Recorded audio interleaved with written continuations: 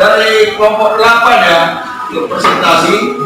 Kelompok 8 presentasi berarti kelompok 7 mereka. Kelompok 7 yang presentasi, kelompok 8 kelompok 8 jadi pembanding utama ya. Ya, nanti yang lain harus minimal. Ya, nanti kasih tanggapan, pertanyaan, kritikan, saran ya untuk kelompok penyaji. Ya, kelompok penyaji silakan perkenalan dulu. Selamat pagi buat Bapak Ibu dan Bapak Guru dan teman-teman semua.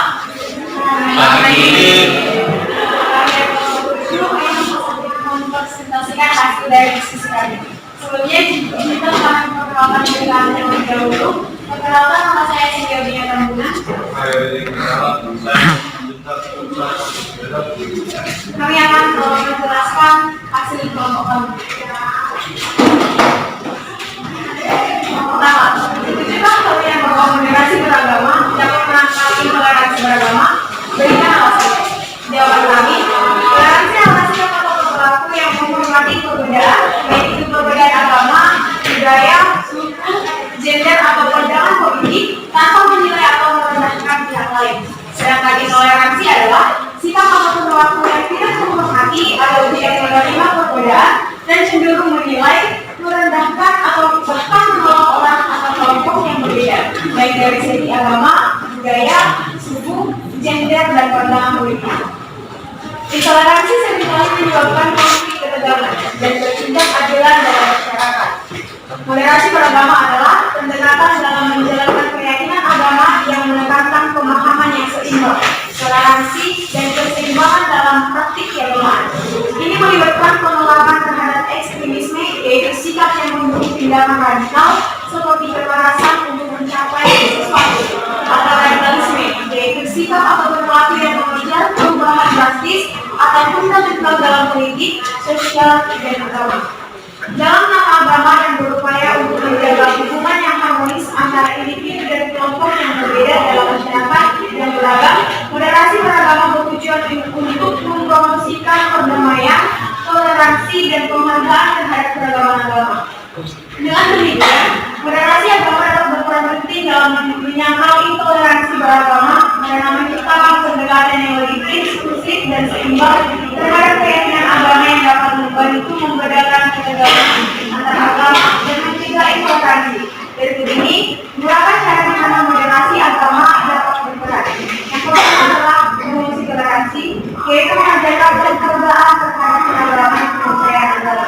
Yang kedua yaitu penolakan terhadap ekstremisme, yaitu menentang ekstremisme dan radikalisme agama. Dan yang ketiga adalah interaksi antar agama, yaitu komunikasi agama dapat membuat saling memahami antar agama yang berbeda. Selanjutnya akan dibacakan oleh teman saya. Dua, mengapa seorang bisa berpikir ekstrim pada kutub kanan ataupun kutub kiri? Berpikir ekstrim pada kutub kanan, kutub kiri, dua hal ini merupakan dua jenis ekstremisme agama yang mungkin terjadi. Seolah berpikiran demikian karena siapa beberapa hal. Pertama, kita membahas tentang ekstremisme kutub kanan. Kaku dalam pikiran agama. Orang yang berpikir ekstrim pada kutub kanan cenderung berpikir atau memiliki pikiran agama yang sah, kaku dan sejarah. Orang ini cenderung ataupun mungkin ada agama mereka. Secara iya, tanpa mempertimbangkan konteks sejarah atau pertimbangan sosial. Kurang fleksibilitas. Individu yang berpikir ekstrim jika berturut agama mungkin kurang fleksibel dalam mengakomodasi perbedaan kebenaran atau interpretasi agama. Mereka bisa memegang teguh keyakinan mereka, bahkan jika itu bertentangan dengan perubahan zaman atau nilai inklusif. Dua, selanjutnya akan dikaji oleh teman saya. Dua, ekstremisme pada kutub kiri atau Roma. Roma dalam penafsiran agama di sisi lain orang-orang yang cenderung berpikir ekstrim pada kutub kiri mungkin cenderung mempresentasikan agama secara luar atau luas. Mereka mungkin lebih cenderung untuk mempresentasikan ajaran agama sesuai dengan pandangan sosial atau nilai-nilai saat ini. kurangnya filter. Individu yang berpikir ekstrim di sisi kiri spektrum agama mungkin kurang memiliki filter kritis dalam memahami ajaran agama yang dapat mengarah pada pemahaman yang terbaru disesuaikan dengan definisi atau pandangan pribadi. Seseorang dapat berpikir ekstrim di kedua kutub tersebut dapat disebabkan oleh faktor polarisasi sosial dan politik. Ketidakpuasan terhadap status kelompok yang memperkuat pandangan ekstrim dan isolasi sosial. Penting untuk diingat bahwa pandangan ekstrim ini adalah generasi dan tidak mewakili semua individu di kedua kutub tersebut. Selanjutnya akan dibacakan dengan saya.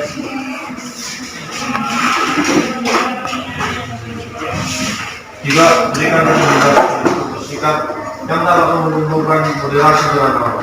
Satu, menerima perbedaan, bersifat terbuka dan menerima perbedaan keyakinan agama orang lain tanpa menilai atau mengkritik. Dua, toleransi terhadap ritual, menghormati perayaan dan ritual keagamaan orang lain, bahkan jika itu tidak sesuai dengan keyakinan pribadi. Tiga, menghormati merupakan sifat yang sangat penting dalam menumbuhkan moderasi beragama.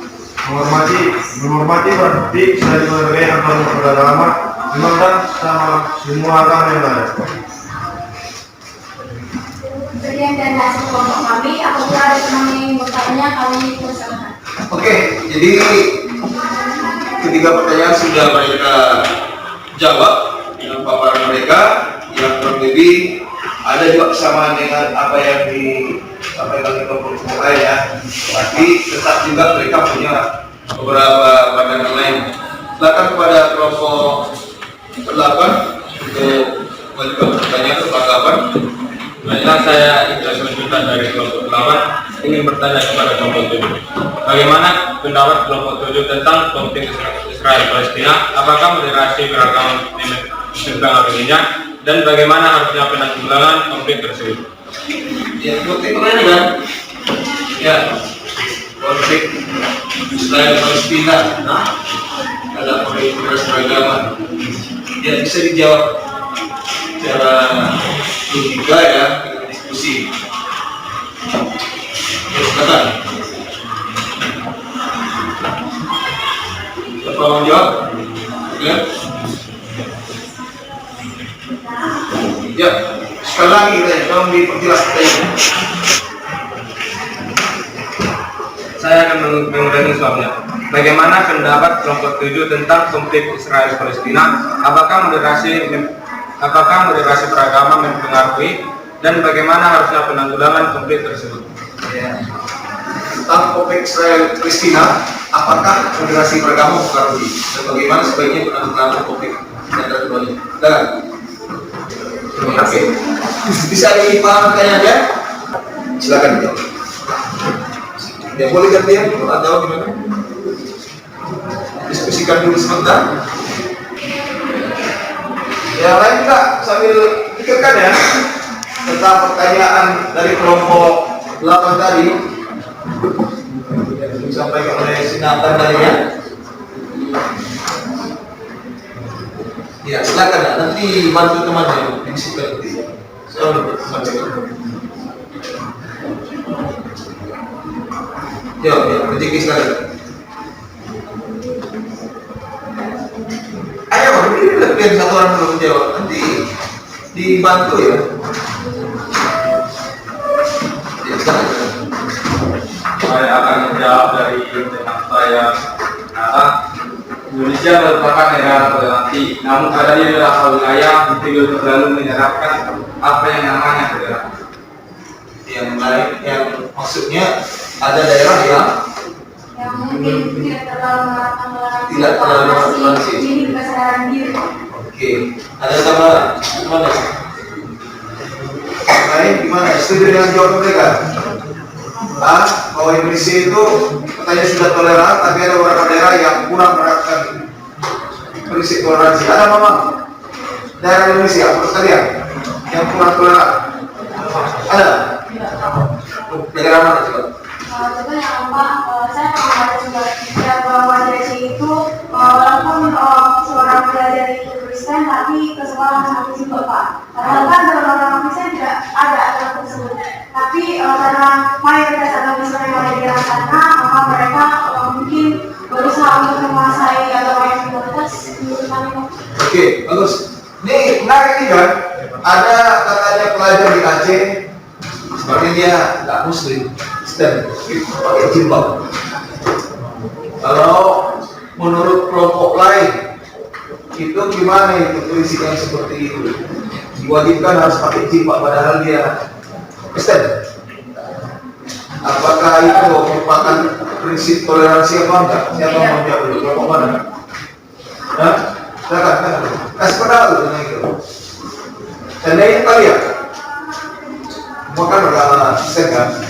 Ini kan sekolah di daerah yang kota Singapura, terus disuruh pakai jilbab. Bagaimana mungkin? Bisa menerima atau bagaimana? Siapa mau jawab? Kasih tanggapan cepat. Jawab aja dulu, nanti kita diskusi bersama belum bangga. Yang takut bukan masalah salah benar, ya kan? Ini kesepakatan kita yang nanti di diskusi ini. Kita tanyakan juga ke ahli. Kalau memang itu kan kita jawab kan? Ya, silakan. Ya, coba. Silakan dikasih. Ayo, menurutmu, seandainya kamu itu yang disuruh pakai jilbab, gimana menurut kamu? Atau mungkin si Widya, tanggapan?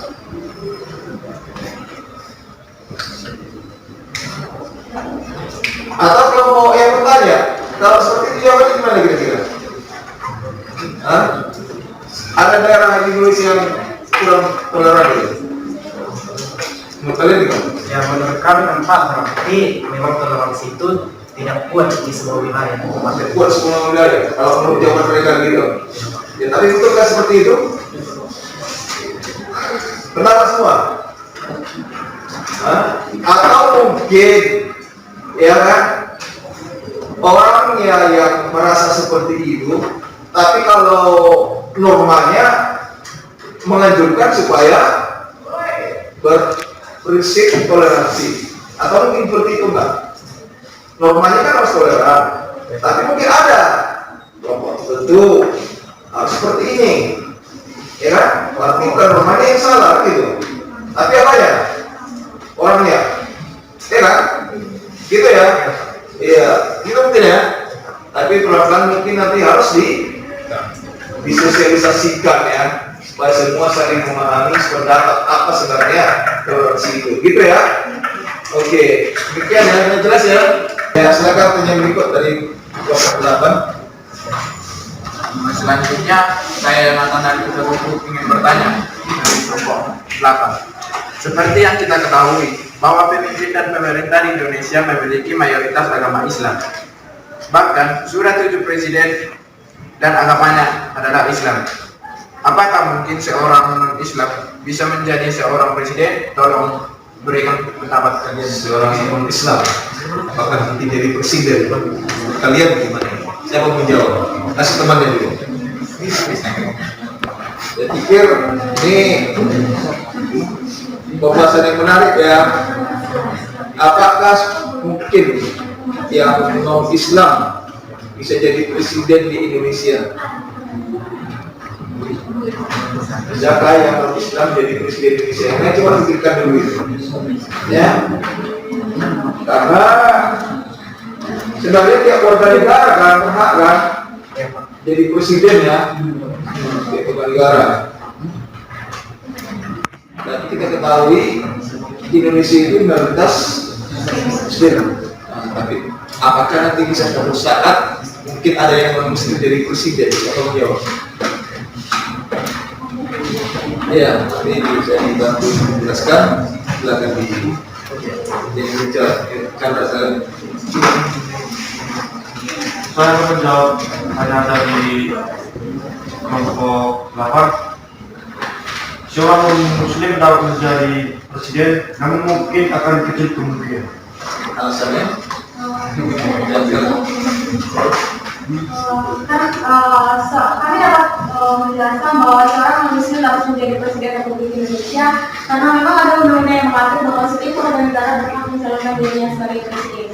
Mengapa kami melakukan bahwa betul kemungkinannya? Karena kita tahu bahwa Indonesia merupakan negara terbesar penganut muslim di dunia. Maka oleh karena itu mungkin sebagian dari agama muslim yang masih kurang pengetahuan tentang dari moderasi beragama, tentang intoleransi dan juga tentang persatuan, mungkin mereka akan merasa tidak terima karena menurut mereka agama mereka yang paling banyak penganutnya. Untuk itu, menurut mereka lebih pantas untuk menjadi pemimpin sebagai perwakilan dari penganut agama terbesar yang ada di negara kita saat ini. Itu menurut kami. Ya, bagus. Mungkin ada tanggapan dari kelompok lain? Kelompok satu? Mana kelompok satu? Ada tanggapan dari kalian? Jadi bisa nanti presiden yang muslim, boleh? Bisa. Iya, kasih tuh tanggapan bagi kamu. Ayo. Dari kelompok dua? Ada tanggapan? Kelompok tiga? Kelompok empat? 5, 6, ini mana? 9? Siapa 9? Kata 8 gitu. Jadi kira-kira kapan dah itu yang muslim jadi presiden? Coba itu sama. Jauh.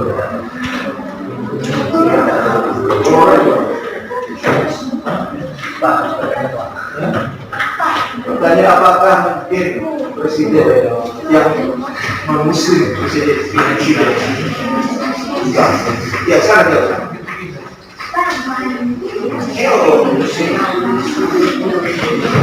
Nah, jadi semua gimana? Kenapa? Kalau nanti bisa satu saat yang non-muslim jadi presiden? Bisa ya? Ya, sekarang bisa kamu. Kecil kemungkinan karena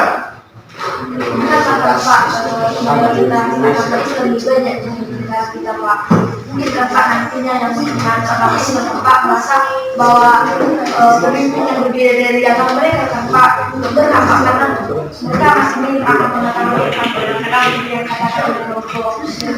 Jadi Pak, mungkin berikan Pak merasa bahwa agama yang lain kan Pak kalau jadi pemimpin belum berhak Pak, terus masih mereka berpikir bahwa agama mereka Pak lebih pas Pak untuk pemimpin karena kan Pak kita tahu bahwa mayoritas negara ini juga banyak kenapa nama terus seperti yang dikatakan oleh Prof. dari kan Pak di negara Indonesia juga pas seperti yang sekarang terjadinya konflik antara Palestina sama Israel kan Pak lebih banyak dari Palestina kan Pak.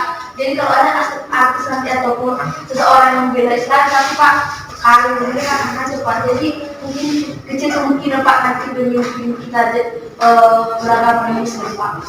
Oke, bagus. Jadi apakah orang-orang yang nanti berkarir yang non-muslim jadi hancur gitu? Karena kan Pak di spesial jenis akan Pak memilih rekam saja sekarang kan Pak. Waktu itu Pak dibuat video klarifikasi bahwa dia membela Israel Pak. Belum satu malam Pak kan Pak dia masih perhatiannya kan Pak yang membela dia sekarang itu langsung membela langsung kasih Pak. Gitu ya? Iya Pak. Oke, tapi kita lihat dulu ya, kita ambil dulu perbandingan lain seperti jika Sultan yang non-muslim dan ini kan pokoknya banyak sekali di Indonesia, ya nggak? Masih muslim kemana itu? Jadi dulu mungkin saya Pak bisa sih juga Pak karena mungkin orang-orang karena kan sekarang sedikit masih arts kan Pak mungkin sebagian dari mayoritas Islam itu kan Pak suka sama karya-karya si tapi kalau jadi presiden Pak beda nggak mungkin Pak. Gitu ya. Ada yang lain menanggapi? Ya, sudah ada ketambahan ya. Jadi misalnya kita sebutkan sebenarnya tidak menutup kemungkinan ya bahwa yang warga Indonesia yang muslim itu bisa jadi presiden, bisa nggak? Ya, asalkan dia memenangkan suara di pemilihan umum, pemilihan presiden, ya kan? Coba. Iya, itu aja kesimpulannya. Oke, jelas? Iya, ada pertanyaan lagi dari kelompok kalian? Sudah cukup ya dari kelompok 7, kelompok 8 ya? Iya, apa? Kelompok lain lah, siapa mau kita tanya tentang apa atau bisikan ke kelompok 8? Mbak, dari kelompok 2 ya? Enggak ada? Kelompok 3, kelompok 3? Enggak ada tanya tentang apa? Apa mereka sudah lengkap semua? Hah? Ada yang kurang lagi? Kelompok 4? Hah? Siapa? Alia? Silakan. Ya, silakan. Saya ingin bertanya, kita tahu kalau di Indonesia itu budaya suku, ras, budaya termasuk agama. Tapi mengapa di beberapa wilayah itu ada yang menutup atau menolak tempat pembangunan ibadah? Jadi pertanyaan saya di sini, apa saja tanggapan pemerintah dalam kasus intoleransi agama tersebut, serta contoh nyata yang dapat dilakukan oleh pemerintah yang melibatkan masyarakat Indonesia untuk mencegah dan mengatasi hal tersebut. Jelas pertanyaannya. Indonesia kan beragam suku bangsa, ya kan, ras dan agama, dan kenyataannya ada katanya yang melakukan tindakan penutupan rumah ibadah.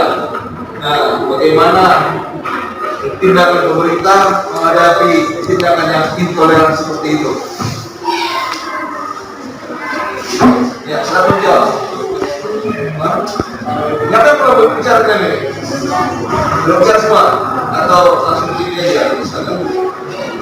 Menurut kami, makanya pertanyaan dari sebenarnya kami kalian, mengapa terjadinya penutupan tempat ibadah di beberapa wilayah? Menurut kami, mengapa hal ini terjadi karena mungkin seperti yang dijelaskan guru atau pelajaran kita pada hari sebelumnya bahwa bentuknya satu rumah ibadah itu minimalnya 90 kakak. Mungkin di tempat tersebut jemaatnya yang beribadah di tempat ibadah tersebut mungkin tidak mencukupi 90 kakak, ataupun itu kembali lagi kepada diri kita sendiri bahwa di tempat tersebut mungkin minimnya toleransi. Mereka masih minimnya tentang pengetahuan yang persatuan dan masih mementingkan diri mereka sendiri.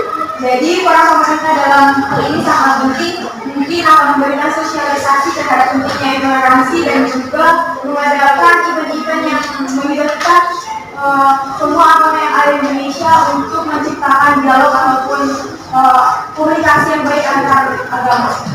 Sekian dari penjelasan kami, jika ada yang jelas bisa. Ya, bagaimana? Sudah jelas jawabannya? Ya, oke. Tepuk tanganlah